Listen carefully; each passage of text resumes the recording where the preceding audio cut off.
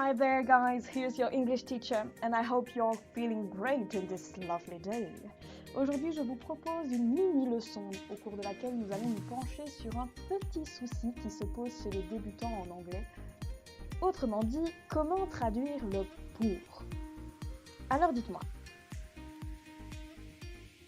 que savez-vous déjà de ce fameux pour en anglais?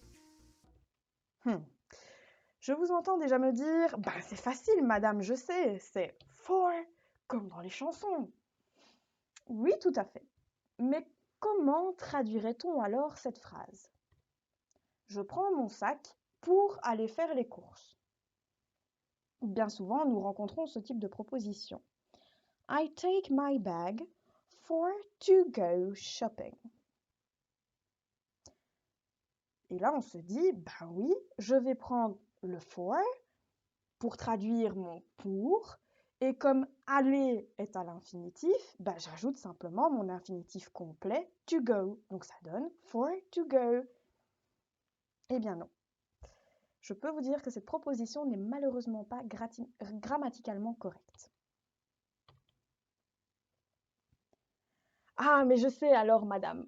On doit mettre ing au verbe alors.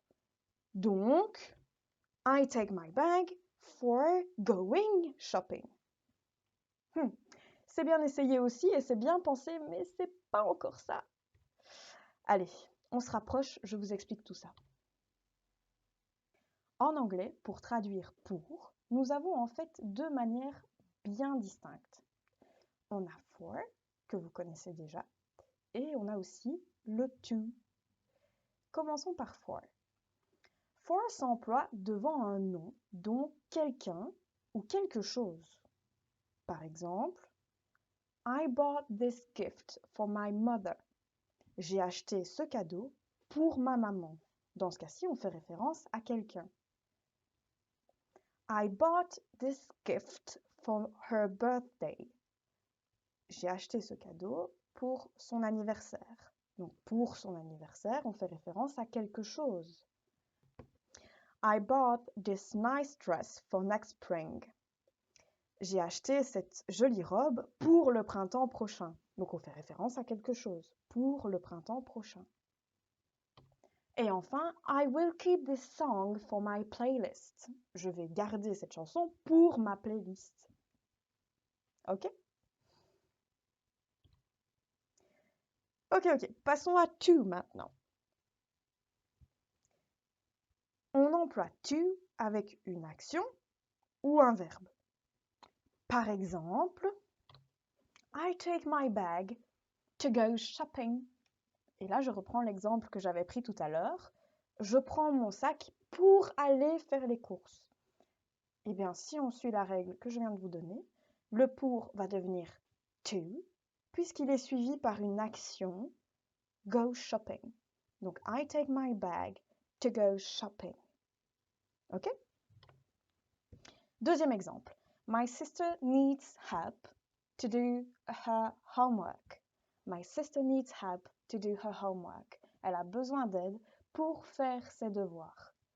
Eh bien, l'action de faire ses devoirs, le verbe do, va demander un to pour traduire le pour.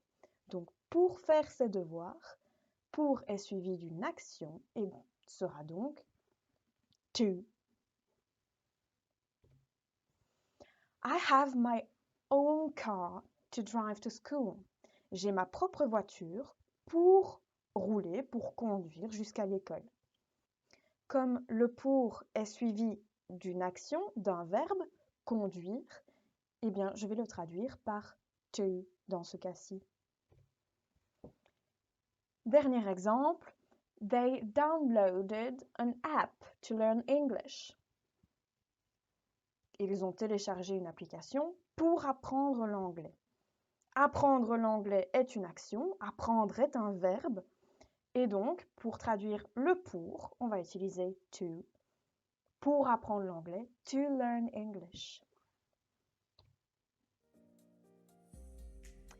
Et bien voilà, vous voilà paré pour ne plus jamais vous tromper lorsque vous voudrez dire ou écrire pour en anglais.